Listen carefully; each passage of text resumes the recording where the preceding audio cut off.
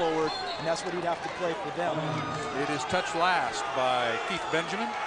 So the Panthers turn it back the other way. They've led by as many as 25 here in the first half. Excuse me, 27 in the first half. Right now leading by 21.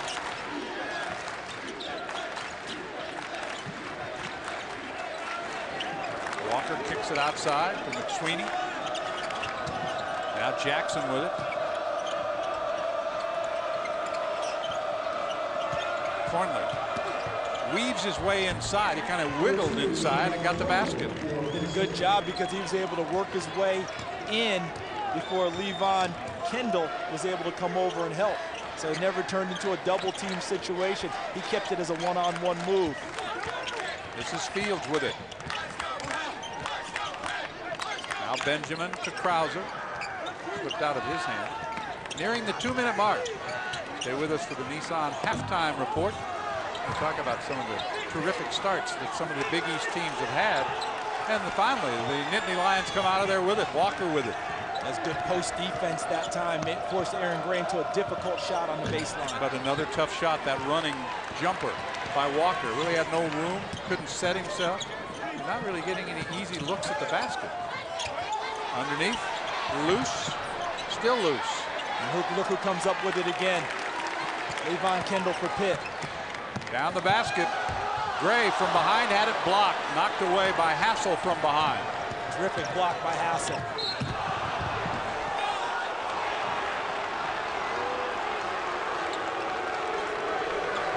Foul goes on Pitt.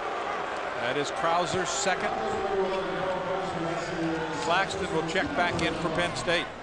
Nice pass by Krauser. Great catch by Gray. You don't think about 7-footers a lot of the time being able to be that adept at moving to the basket. But Brandon Hassel erased the two nice plays with a big-time block off the backboard. But unfortunately for Penn State, that may be the first time we've called his name this afternoon. Need to be able to call it a lot more when you're matched up against an Aaron Gray. They've got to have a lot out of Brandon Hassel. Haven't gotten as much as they've needed thus far this afternoon. David Jackson 1 for 3 at the foul line. He's averaging almost 9 points a game. Yeah, to cap your point, John, I mean, Brandon Hassel's the only guy with any type of length as well as size for Penn State to try and match up with the bigs at Pitt. So he's got to take it upon his shoulders to play even bigger than normal today. So that cuts off a 9-0 run as Antonio Graves gets the three-point basket. Penn State had been on a 9-0 run, trying to get back in the ball game, but down again by 21 points.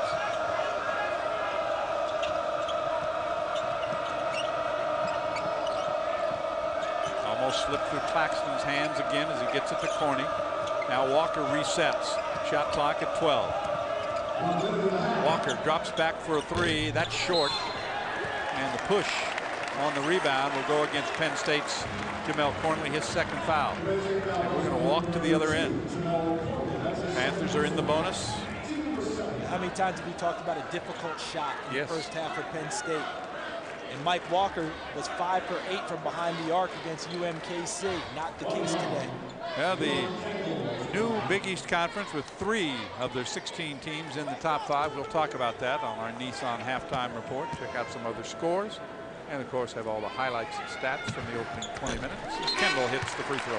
It's his first point. People who know Levon Kendall as Tyrell Biggs, number 5, comes into the game.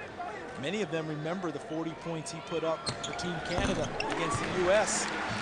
in a ball game in the summertime. And they're thinking, boy, he's a big-time scorer. But on this team, he doesn't have to be a big-time scorer. They want other things out of him. They want him to be more of a rebounder. He's trying to produce that for Jamie Dixon. Claxton. Little touch foul on Benjamin that time. Not much contact there at all. But it goes as a foul, 46-23. We have 44.5 seconds to play here in the opening half. Matchup of the Big Ten. We talked about that Penn State 9-0 run, but Pitt has had runs of 7, 8, 7, 5, and 6. Add them all together, it's a nice first half. It's a bunch. Claxton with 5 points. He's averaging almost 16 a game.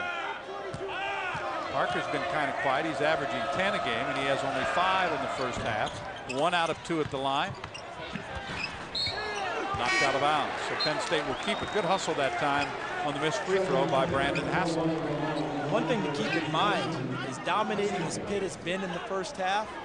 It's not that Penn State is not well coached.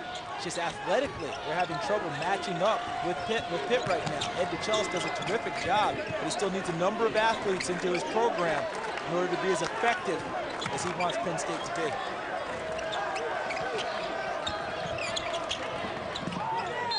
Kendall hits the deck and touched it last. It goes out of bounds.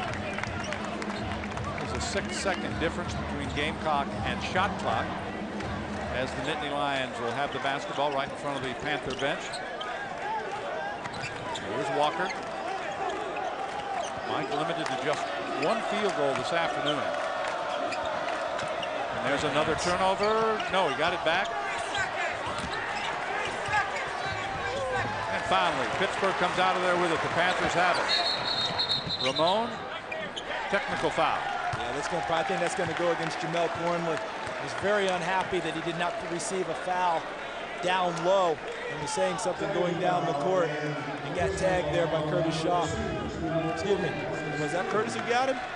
Yes, it was Curtis. It was Curtis Shaw who popped it. So that will go as a personal as well.